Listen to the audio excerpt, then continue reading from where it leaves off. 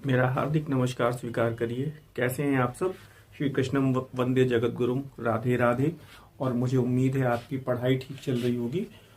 और आज की इस टॉपिक वाइज जो हमारी श्रृंखला है, इसमें हमारा टॉपिक है धार्मिक आंदोलन। विशेष प्रश्न है जैन और बौद्ध धर्म से जुड़े हुए कुछ विशेष प्रश्नों को लेकर आज की श्रृंखला को हम लोग शुरू कर रहे हैं। पहला प्रश्न आपकी स्क्रीन पे आ रहा है, और उसके पहले कि आप से मैं इस क्लास की शुरुआत करूं, जल्दी से आप क्लास में आ जाइए, कॉपी पेन लेकर बैठिएगा। और मुझे उम्मीद है सारे छात्र लगभग जल्दी ही क्लास में आ जाएंगे। आप चाहें तो इस क्लास को शेयर भी कर सकते हैं। और पहला प्रश्न आपकी स्क्रीन पर आ चुका है, आप देख सकते हैं। महावीर स्वामी की मृत्यु के समय उनके 11 गणधर में से केवल 2 जीवित थे। ये 11 गणधर ये हैं कौन? तो ये 11 गणधर उनके प्रथम शिष्य हैं, उनके प्रथम शिष्य हैं। ठीक है। तो बाकी के जो 9 शिष्य थे उनकी मृत्यु महावीर स्वामी के जीवन काल में ही हो गई थी। प्रश्न ये कह रहे हैं कि कौन से 2 जीवित थे, उनके नाम क्या थे? तो एक नाम तो बड़ा कॉमन है और वो है सुधर्मन। आपको दूसरे गणधर का नाम चिन्हित करना है। तो ऑप्शंस आपके सामने है, सुधर्मन सब में कॉमन है। तो यहां पे जवाब है सुधर्मन और इंद्रभूति। क्लियर हो गया? 14 पूर्वों के अंतिम ज्ञाता, 14 पूर्वों के अंतिम ज्ञाता 2 नाम हैं। 14 पूर्वों के अंतिम ज्ञाता, तो एक तो भद्रबाहु है ही, दूसरा नाम आपको बताना है। तो उनका नाम भद्रबाहु के साथ जुड़ता है और वो है संभूति विजय। मुझे उम्मीद है आप लोग ठीक कर रहे हैं।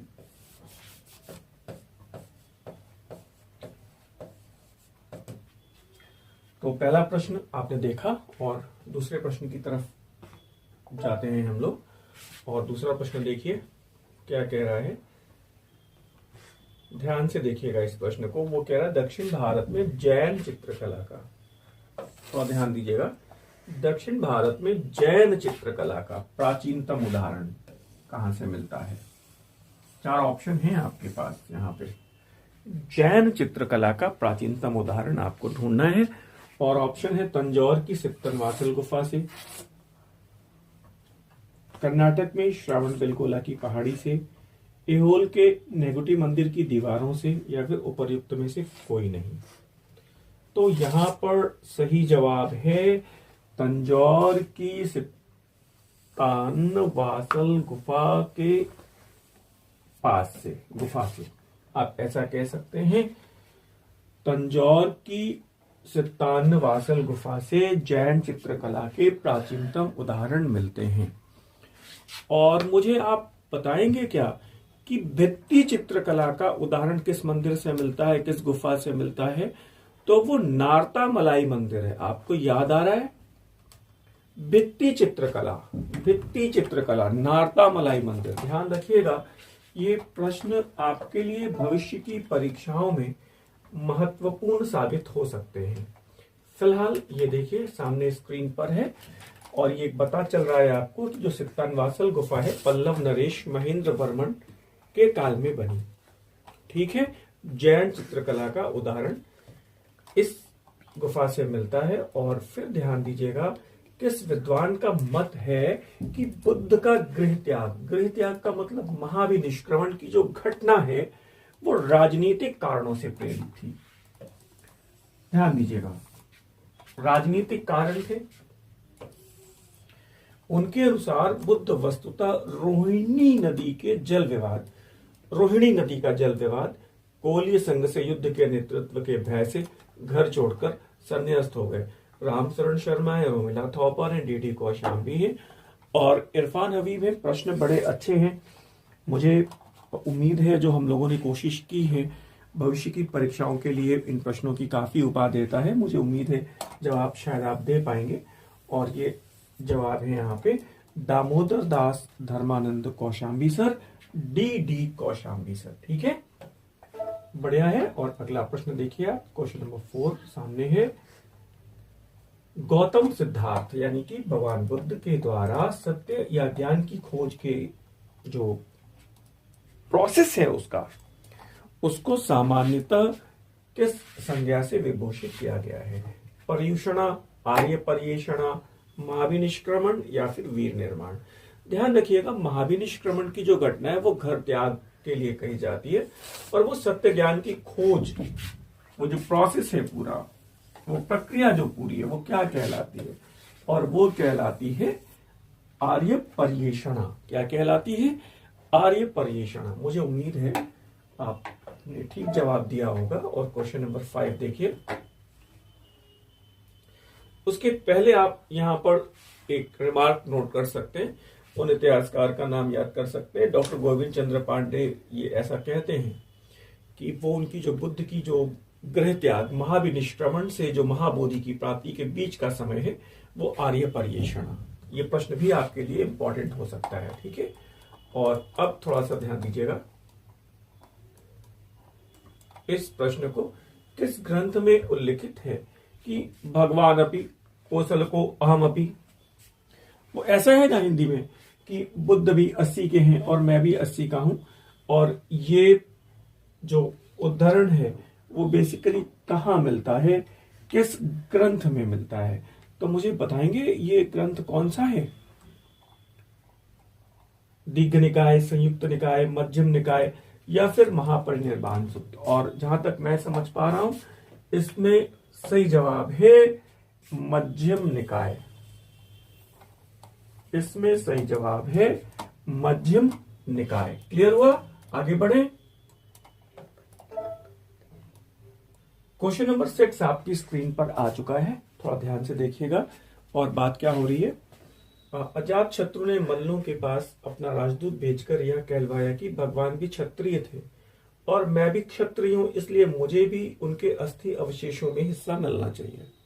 किस ग्रंथ में ये कथन वर्णित है?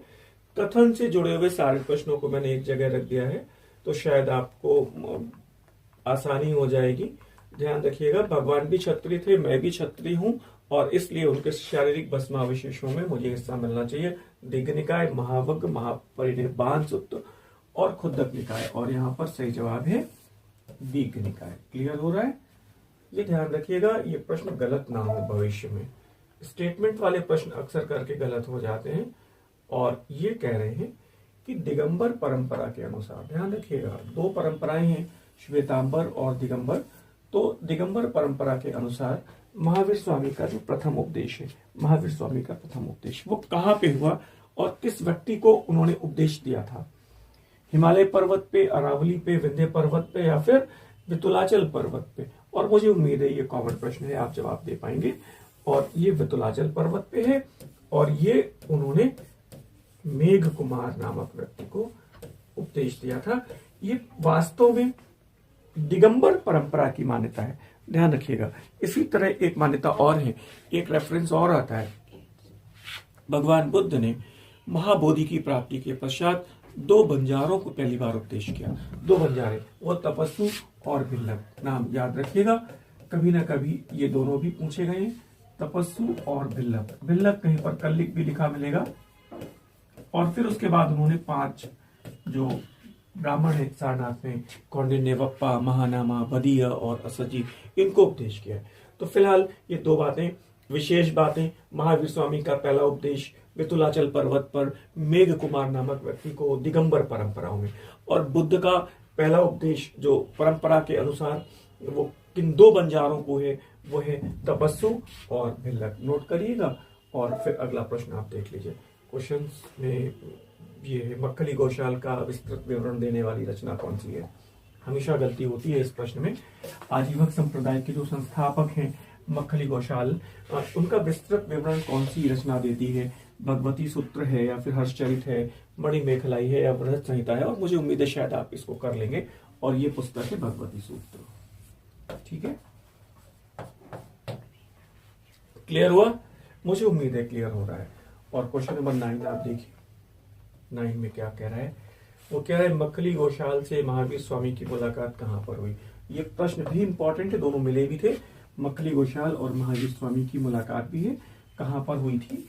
तो वो कहाँ है? नालंदा में, कुंडग्राम में, पावा में, जरंभी ग्राम में जवाब दे पाएंगे, और वो जवाब है नालंदा में। ठीक है। और आपको शायद ये भी पता होगा कि मक्खली गोशाल और महावीर स्वामी लगभग 6 वर्षों तक साथ रहे। कितने वर्षों तक साथ रहे? 6 वर्षों तक साथ रहे और साथ में तपस्या की। ठीक है। लेकिन बाद में क्या हुआ कि दोनों में थोड़ा सा वैचारिक मतभेद हुए, तो फिर महावीर स्वामी ने अपने आप को अलग कर लिया। और अगला प्रश्न देखिए क्या कह रहा है। क्वेश्चन नंबर 10, गौतम बुद्ध एवं महावीर समकालीन थे। गौतम बुद्ध और महावीर समकालीन थे, ये बात हमें कहां से पता चलती है? गौतम बुद्ध और महावीर स्वामी समकालीन थे, ये विवरण हमें किस ग्रंथ से मिलता है? तो ध्यान रखिएगा, विनय पिटक, दिव्यावतान, और फिर क्या कह रहा है? इसी भाषियम, और फिर आचारांग सूत्र। तो अब यहाँ पे जवाब विनय पिटक है। ध्यान रखिएगा, लगातार कई सारे प्रश्न आ गए। मक्खली गोशाल का विवरण देती है कौन सी पुस्तक? वो भगवती सूत्र है। फिर आप देखिए दोनों समकालीन है, कहां से पता चलता है? वो पता चलता है विनय पिटक से, है ना। 11 को देखिए, चिकित्सक जीवक के अपार चिकित्सकीय ज्ञान एवं उसकी विद्वता का विवरण किस ग्रंथ में है? अब ये सारे प्रश्न तो बड़े इंपॉर्टेंट है ही। सूत्र पिटक, अभिधम्म पिटक, विनय पिटक या फिर महावंश, और आप जवाब दें। मैं बताता हूं, विनय पिटक में है और जीवक का उल्लेख है। भगवान बुद्ध का भी इसने ट्रीटमेंट किया था, जीवक ने, है ना। और सूत्र पिटक आपको पता है बौद्ध साहित्य का, बौद्ध धर्म का इंसाइक्लोपीडिया कहा जाता है। कभी प्रश्न ये आएगा, बौद्ध धर्म का, बौद्ध ग्रंथों का, बौद्ध दर्शन का कौन सा ग्रंथ इंसाइक्लोपीडिया है? तो बौद्ध धर्म और सिद्धांतों का कौन सा ग्रंथ इंसाइक्लोपीडिया है? तो वो सूत्र पिटक है। और अभिधम्म पिटक में आपको पता है दार्शनिक सिद्धांतों का विवेचन है। दार्शनिक सिद्धांत कहाँ मिलते हैं? अभिधम्म पिटक में मिलते हैं। बौद्ध भिक्षुओं के आचार नियम कहाँ मिलते हैं? विनय पिटक में मिलते हैं। बुद्ध की शिक्षाएं और बौद्ध धर्म के सिद्धांत कहाँ मिलते हैं? वो सूत्र पिटक में मिलते हैं। सारी बातें आपको क्लियर कर रहा हूँ। क्वेश्चन नंबर 12 देखिए, आराम से चलिए, जल्दबाजी नहीं है, कंट्रोल आपके हाथ में है, और जब चाहें आप दोबारा से देख सकते हैं। और फिर ये कह रहा है किस ग्रंथ में ये कहा गया है कि जब कोई व्यक्ति संघ में प्रवेश लेता है तो वर्णविहीन हो जाता है। और आई थिंक इस प्रश्न का जवाब आप दे पाएंगे, प्रश्न कई बार रिपीट हुआ है। तो प्रश्न का यहाँ पर विकल्प देखने की जरूरत नहीं है, और सही जवाब है यहाँ पे दीर्घ निकाय, सॉरी अंगुत्तर निकाय, माफी चाहता हूँ, अंगुत्तर निकाय। और इस प्रक्रिया को आगे बढ़ाते हैं। क्वेश्चन नंबर 13 आपके पास सामने है, और अब आप देख पाएंगे मैच करने का प्रश्न है। और मैच करने में हमेशा दिक्कत आती है, गलती होती है। तो मैच करने वाले प्रश्नों में कभी भी आप एरो का इस्तेमाल ना करिए। कंथक कौन है? कंथक कौन है?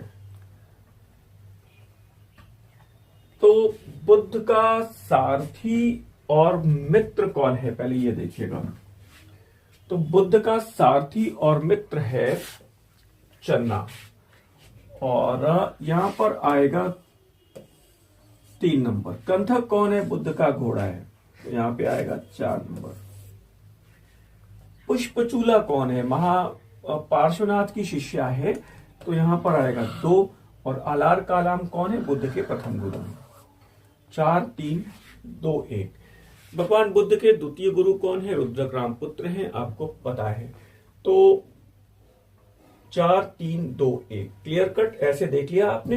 एरो से कभी मत मैच करिए, और फिर इसी को आप अपने दिए गए विकल्पों में चेक करिए। तो यहां पर कहां दिख रहा है? 4, 3, 2, 1। तदनुसार ए वाला विकल्प सही होगा। क्लियर हुआ? कोई डाउट तो नहीं है? अब तक ठीक चल रहे हैं हम लोग। और फिर देखिएगा, इस प्रश्न को देखिएगा, मैच करिए। अनुमा नदी, बुद्ध ने केश मुंडन करके वल्कल वस्त्र धारण कर लिए। तो ये बिल्कुल ठीक है। अनुमा नदी के किनारे ही बुद्ध ने अपने केश मूंड दिए और उन्होंने वल्कल वस्त्र, सन्यासी के वस्त्र धारण कर लिए। ये बात क्लियर हो रही है। फिर आगे बात आ रही है, बालुका नदी के किनारे कौन सी घटना घटी है? इसके सामने क्या दिख रहा है? वर्धमान ने केश लुंचन करके की प्रक्रिया संपन्न की और दिगंबर हो गए। मतलब भगवान महावीर स्वामी के बारे में बात हो रही है। उनके बचपन का नाम वर्धमान है, और आपको पता है कि जब भगवान महावीर ने, वर्धमान ने घर छोड़ा तो 13 महीने तक उन्होंने राजसी वस्त्र धारण कर रखे थे। 13 महीने के बाद उन्होंने वस्त्रों का त्याग किया है और बालुका नदी के किनारे केश लोंचन की प्रक्रिया संपन्न की, यानी अपने केश उतार दिए और वस्त्र भी उतार दिए, दिगंबर हो गए, निर्वस्त्र हो गए। रजुपालिका नदी के किनारे महावीर स्वामी को कैवल्य की प्राप्ति हुई है, बिल्कुल ठीक है, यहाँ पे 3 आएगा। फिर तो निरंजना के किनारे भगवान बुद्ध को महाबोधि की प्राप्ति हुई है। तो 1 2 3 4 ये नदियों वाला जो कॉन्सेप्ट है ना, मैंने जानबूझ के सामने सामने रख दिया और आपको, ताकि कंफ्यूजन ना हो। और यहां से कई बार प्रश्न आए, तो अब ये फंडा क्लियर रहेगा, कभी आपको गलती नहीं होगी। तद अनुसार 1 2 3 4 अब विकल्प देख लीजिएगा आप कहां पर है। 1 2 3 4 डी वाले विकल्प में आ रहा है, 1 2 3 4 डी में उपलब्ध है, तो डी आप देख लीजिएगा यहाँ पे, ठीक है। अब देखिएगा ये क्या कह रहे हैं, प्राचीन भारत में किस शासक के द्वारा 2 विनाशक युद्धास्त्र महाशिलाकंटक और रथ मूसल प्रयोग किए गए? समुद्रगुप्त हैं, चंद्रगुप्त मौर्य हैं, अजातशत्रु है, या फिर चंद्रगुप्त विक्रमादित्य द्वितीय हैं। आप थोड़ा देख लीजिए, रथ मूसल और महाशिलाकंटक, इसको यूज किसने किया? और अब आप जवाब दे पाएंगे। ये प्रश्न सामान्य सा प्रश्न है और अजातशत्रु बहुत इंपॉर्टेंट है। इट इज अजातशत्रु, रथ मूसल और महाशिलाकंटक। क्वेश्चन नंबर 16 देखिए, फिर मैच दी फॉलोइंग का प्रश्न है, ध्यान से देखिएगा। बौद्ध धर्म, तो बौद्ध धर्म का संबंध यहां पे चारों में देखिए, तो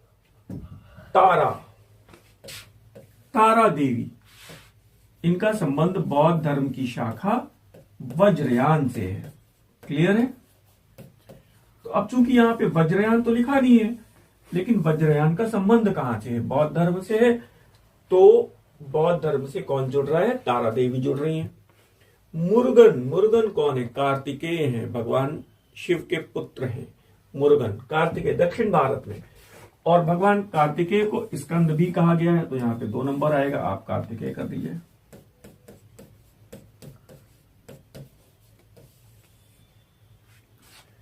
फिर कह रहे कौरवई शक्ति, कौरवई को विजय की देवी कहा गया है, युद्ध की देवी, शौर्य की देवी, विजय की देवी। ठीक है, दक्षिण भारत की बात है ये। तो ये निश्चित है कि अब नाथ संप्रदाय की बात हो रही है, तो उसमें हठ योग और सिद्ध योगियों की परंपरा आएगी। तो यहां पर भी सही विकल्प 1 2 3 4। अब विकल्पों में आप देख लीजिएगा कौन सा उसमें सही बैठ रहा है। 1 2 3 4 कहां पर है? तो यहां पर भी विकल्प 1 2 3 4 सामने है, आप देख के निशान लगा सकते हैं। ठीक है, तो कभी भी मैच दी फॉलोइंग के प्रश्नों को कभी गलत मत करिएगा। फिर से मैच दी फॉलोइंग के प्रश्न है। वरुण, देख पा रहे इस प्रश्न को आप?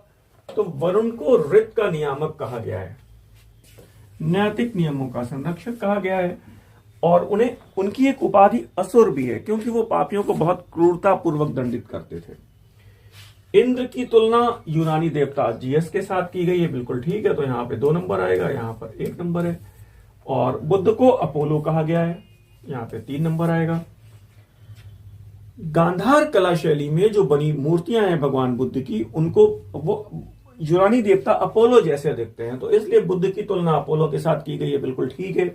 और कृष्ण को मेगास्थनीज हेराक्लीज कहते हैं, तो यहां पर भी विकल्प 1 2 3 4, तो बिल्कुल ठीक ठाक दिख रहा है। और मैच करिएगा, ये सारे प्रश्न आपकी मेमोरी को एकदम ऑर्गेनाइज वे में ठीक करेंगे। यहां पर भी देखिए 1 2 3 4 जहां भी हो वहां पे आप टिक कर सकते हैं। डी वाला विकल्प आपको दिख रहा होगा, ठीक है ना।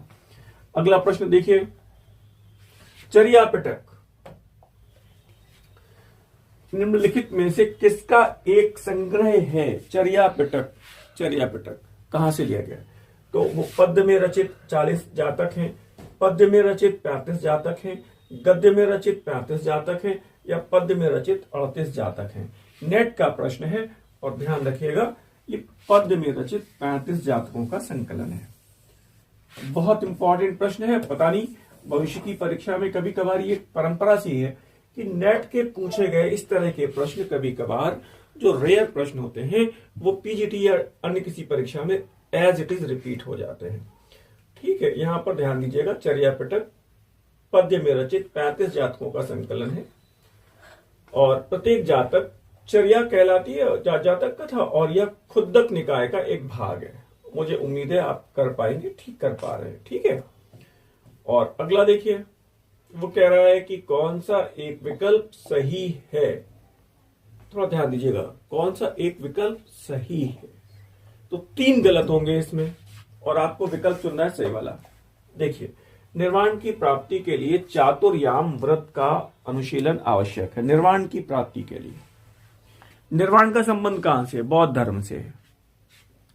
निर्वाण का संबंध कहां से? बौद्ध धर्म से। और चातुर्याम व्रत का संबंध कहां से है? ये पार्श्वनाथ की शिक्षाएं हैं, जैन धर्म से है। तो तदनुसार ये विकल्प गलत हो जाएगा। फिर कह रहे सारिपुत्र तथागत एवं निगंठनाथ पुत्र बुद्ध के ही भिन्न भिन्न नाम है। यानी भगवान बुद्ध को तथागत कहा गया है, शारिपुत्र कहा गया है और निगंठनाथ पुत्र कहा गया है। गलत बात है, केवल इसमें एक भगवान बुद्ध के लिए तथागत शब्द यूज हुआ है। सारिपुत्र और महामौदगल्यायन भगवान बुद्ध के शिष्य थे, और आपको यह पता है कि निगंठनाथ पुत्र ये कहा गया है महावीर स्वामी को। तो तद अनुसार ये वाला विकल्प भी गलत हो जाएगा, क्योंकि बुद्ध के अलग अलग नाम है नहीं है, ये तीनों व्यक्ति अलग अलग हैं। क्लियर हुआ? फिर कह रहे द्वादश निदान श्रृंखला अर्थात प्रतीत्य समुत्पाद बुद्ध के उपदेशों का सार है। बिल्कुल ठीक बात है। तद अनुसार सी वाला विकल्प यहां पर सही आएगा कि प्रतीत्य समुत्पाद बुद्ध के उपदेशों का सार है। ये बात सही। अब देखिए अगला क्या कह रहे हैं, कैवल्य प्राप्ति के लिए अष्टांगिक मार्ग का अनुशीलन आवश्यक है। कैवल्य का संबंध कहां से है? जैन धर्म से है। अष्टांगिक मार्ग का संबंध कहां से है? बौद्ध धर्म से है। तो ये तदनुसार ये वाला विकल्प भी गलत होगा, और सही वाला है यहां पे सी वाला विकल्प। मुझे उम्मीद है आप लोग ठीक कर रहे होंगे। देखिए, शानदार प्रश्न है। भगवान बुद्ध के प्रसिद्ध शिक्षक वो आलार, ये इनके प्रथम गुरु हैं। आलार भगवान बुद्ध के प्रथम शिक्षक, प्रथम गुरु हैं। द्वितीय कौन है? रुद्रक रामपुत्र हैं। किस गण से संबंधित हैं? सुसुमार, गिरि के भग, केशपुत्र के कलाम, पावा के मल्ल या फिर कुशीनगर के मल्ल। अब आप ध्यान दीजिए, इनका पूरा नाम क्या है? आलार कालाम। क्लियर हुआ? तो फिर यहां पे जवाब चुनना कितना आसान है, केशपुत्र के कालाम। क्लियर है? कोई डाउट नहीं है? मुझे बता दिया करिए और सब लोग रिप्लाई किया करिए। हम लोग एक ठीक प्रक्रिया में और ठीक ढंग से अगर पढ़ते रहे। ये देखिए, आचार्य आलार कालाम सांख्य दर्शन के ज्ञाता थे। क्लियर हो रहा है? रुद्रक रामपुत्र जो दूसरे गुरु हैं बुद्ध के, उन्होंने उनको नैव संज्ञाना संज्ञायतन योग सिखाया था। याद होगा आपको। और इस प्रश्न को देखिए, निम्नलिखित में से कौन सी पहाड़ियां जैन धर्म की गुफाओं के लिए विख्यात हैं? जैन धर्म की गुफाओं के लिए विख्यात हैं उदयगिरी पहाड़ी और खंडगिरी पहाड़ी, बराबर पहाड़ी, नागार्जुनी पहाड़ी, रामचिला पहाड़ी, एलिफेंटा पहाड़ी, ब्रह्मगिरी पहाड़ी या फिर चंद्रगिरी पहाड़ी। 4 ऑप्शन है, और मुझे उम्मीद है अगर आपने ध्यान दिया हो तो यहाँ पे जवाब आएगा उदयगिरी पहाड़ी और खंडगिरी पहाड़ी। और आपको पता है जैन तीर्थंकरों की मूर्तियां भी हैं यहाँ पे, और यहाँ पर वो कुछ गुफाएं हैं जैन भिक्षुओं को रहने के लिए खारवेल के समय की हैं। आपको पता होगा, गलती ना हो, जैन धर्म की पूछ रहा है। और ठीक इसी से जुड़ा हुआ अगला प्रश्न है, बहुत शानदार, अगले उसमें देखेंगे आप। और अभी यहाँ पे फिलहाल देखिए, हिंदू साहित्य परंपरा में कौन से ग्रंथ प्रस्थान त्रयी के समुच्चय का निर्माण करते हैं? प्रस्थान त्रयी के समुच्चय का निर्माण करते हैं रामायण, महाभारत, श्रीमद् भगवद गीता। अब ये श्रीमद् भगवद गीता तो है, रामायण महाभारत नहीं है। उपनिषद, ब्रह्मसूत्र और श्रीमद् भगवद गीता। तद अनुसार यहां पर विकल्प आएगा बी। ठीक है, बाकी विकल्पों को आप देख लीजिए, वो नहीं है। उपनिषद, ब्रह्मसूत्र एवं श्रीमद् भगवद गीता, दैट इज प्रस्थान त्रयी। क्लियर हुआ? और अगला प्रश्न देखिए आप, क्वेश्चन नंबर 23 मैच करना है। और देखिए अष्टांग योग तो बिल्कुल ठीक है, पतंजलि है। अष्टांग योग पतंजलि है। अष्टाध्यायी पाणिनि है, बिल्कुल ठीक है। अष्टप्रधान शिवाजी हैं, बिल्कुल ठीक है। अष्टदिग्गज कृष्णदेव राय हैं, तेलुगु साहित्य के महान दिग्गज। तो 1 2 3 4 तो आप यहां पे देख लीजिए 1 2 3 4 जहां पर भी हो, और विकल्प डी आएगा 1 2 3 4। क्लियर हो रहा है। और अब अगला प्रश्न देखिए, इस विकल्प को देखिए, निम्नलिखित में से जैन महिला युग्म को चिन्हित करिए। निम्नलिखित में से जैन महिला युग्म को चिन्हित करिए। जैन महिला युग्म की बात हो रही है। आम्रपाली बौद्ध धर्म से जुड़ी हुई हैं, और जब ये बौद्ध धर्म से जुड़ी हुई है तो फिर यह विकल्प नहीं हो सकता। त्रिशला भगवान बुद्ध की महावीर स्वामी की मां है। त्रिशला महावीर स्वामी की मां है। प्रजापति गौतमी भगवान बुद्ध की मां है। तो यहां पर केवल एक है और पूरा विकल्प आपको चुनना है। त्रिशला यानी कि जैन धर्म से जुड़ी हुई है, महावीर स्वामी की मां है, बिल्कुल ठीक है। पुष्पचूला पार्श्वनाथ की प्रथम शिष्या है, महिला शिष्या है, ये भी ठीक है। चंदना महावीर स्वामी की प्रथम महिला शिष्या है, ये भी ठीक है। और यशोदा महावीर स्वामी की पत्नी है, ये भी ठीक है। तो तदनुसार यहां पर सारा विकल्प एक साथ सही आ रहा है। क्लियर हुआ। अब आप यहां पे देखिएगा, त्रिशला तो जैन धर्म से महावीर स्वामी की मां है, लेकिन यशोधरा भगवान बुद्ध की पत्नी है। पट्टाचारा और सुक्का बौद्ध धर्म से संबंधित है, तो ये भी गलत हो जाएगा। फिर कह रहे चंदना, यशोदा, आंडाल आलवार महिला है, कराइकल नैनार महिला संत है। तो कुल मिला के यहां पर आएगा विकल्प बी। क्लियर, ये ध्यान रखिएगा। दक्षिण भारत की मीरा है, आंडाल आलवार महिला संत है, कराइकल नैनार महिला संत है। याद रखिएगा, बहुत इंपॉर्टेंट है। बौद्ध धर्म से संबंधित ये महिला सुक्का एक बहुत अच्छी वक्ता थी, ध्यान रखिएगा। ये भी आ सकता है कि बौद्ध धर्म में वो महिला जो बहुत अच्छी वक्ता थी वो कौन है। तो क्वेश्चन नंबर 24 के बाद मैं एक बार पीछे लौटता हूं और एक प्रश्न को थोड़ा सा और क्लियर कर देता हूं। मुझे लग रहा था कि वो उससे जुड़ा हुआ प्रश्न आपको मिलेगा। इस प्रश्न को देखिए, तो यहाँ पे ये जो जैन धर्म की पहाड़ियां हैं, तो ये उदयगिरी और खंडगिरी वाली पहाड़ियां हैं, ये तो पता है आपको। ये जो बराबर पहाड़ी और नागार्जुनी पहाड़ी वाला जो कॉन्सेप्ट है, ये आजीवक संप्रदाय से जुड़ी हुई बात है, याद रखिएगा इसको। एलिफेंटा गुफा से आपको पता है वो त्रिमूर्ति वाली भगवान शिव की मूर्ति मिलती है। काफी चीजें इसमें क्लैरिफाई करने को हैं, तो फिलहाल आप ध्यान रखिएगा, बराबर पहाड़ी और नागार्जुनी पहाड़ी आजीवक संप्रदाय के भिक्षुओं के लिए अशोक और दशरथ हैं, और उदयगिरी पहाड़ी खंडगिरी पहाड़ी जैन धर्म के भिक्षुओं के लिए, जैन धर्म के जो भी उपासक थे उनके लिए वो गुफाएं हैं। तो फिलहाल, और अब आपने क्वेश्चन देख लिए हैं काफी, और ये वाला विकल्प भी देख लिया। क्वेश्चन नंबर 25 देख लीजिए। वो कह रहे हैं कि निम्नलिखित विकल्पों में बौद्ध महिला युग्म, यानी कि अब यहां पर आपको छांटना है। वहां पर अभी आप छांट रहे थे जैन महिला, और अब यहां पर बौद्ध महिला युग्म को देख लीजिए आप। आम्रपाली है, सुक्का भी है, प्रजापति गौतमी भी है, और यशोधरा भी है। तो यहां पर ये पहला ही विकल्प सही हो जाएगा। पहला ही विकल्प यहां पे सही हो जाएगा। फिर त्रिशला आपको पता है वो जैन धर्म की हैं, उनकी मां हैं। पुष्पचूला, चंदना और यशोदा पता चल रहा है आपको सारी बातें। तो यहां पर बौद्ध महिला युग्म चिन्हित करना है। इन बातों में हम लोगों को गलती ना हो, इस तरह के प्रश्न आते हैं, और पता नहीं वो जैसे आपने पढ़ा है ना चीजों को और प्रॉपर वे में ऑर्गेनाइज किया है दिमाग में, तो फिर वो परीक्षा भवन में ऐसे प्रश्न जरूर होते हैं जो आपकी पढ़ाई को एनालाइज करते हैं। आपको कई बार दिमाग में प्रोसेस करने की जरूरत पड़ती है प्रश्नों को। तो मेरी कोशिश यही है कि ऐसे प्रश्न आपको लगातार मिलते रहें। आज के प्रश्नों का कलेक्शन कैसा था, आपको इन प्रश्नों से कितना फायदा हुआ, आपके कितने प्रश्न इसमें सही हुए, और मैंने आज लगभग 50 प्रश्न आपसे डिस्कस किए हैं। आप इनको तैयार करिए, हमारे अगले लेक्चर का वेट करिए, और इतनी धैर्य से आप मेरी क्लास में बैठते हैं, इसके लिए आपका हार्दिक आभार। मुझे विदा दें। धन्यवाद, नमस्कार।